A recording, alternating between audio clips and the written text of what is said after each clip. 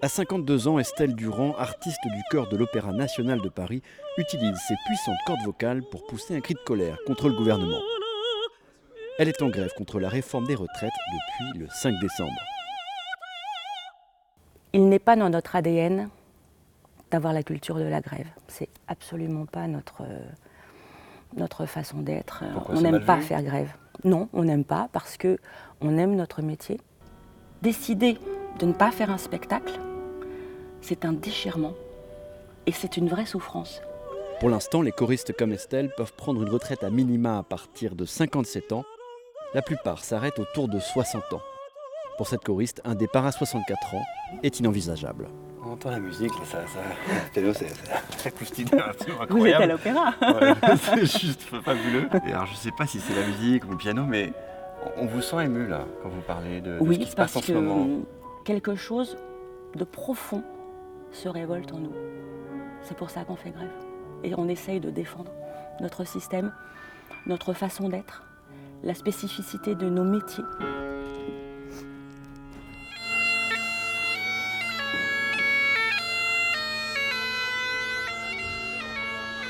Changement de décor et changement de registre.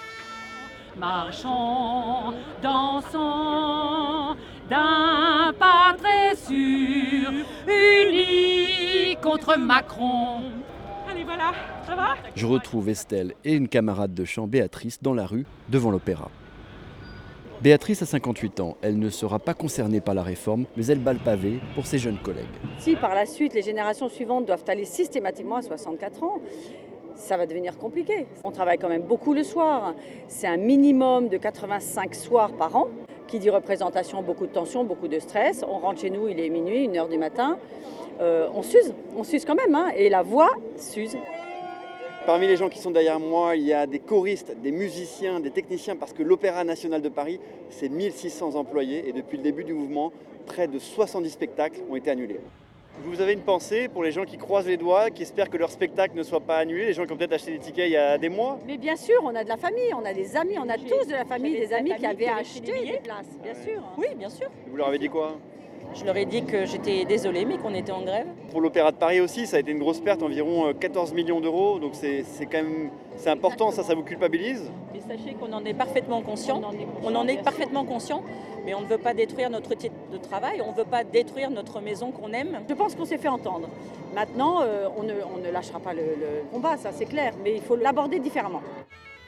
Les grévistes de l'Opéra de Paris viennent de reprendre les spectacles, mais ils continueront de manifester de manière ponctuelle et de miser sur les opérations coup de poing comme ici, avec un concert impromptu devant l'Opéra Garnier.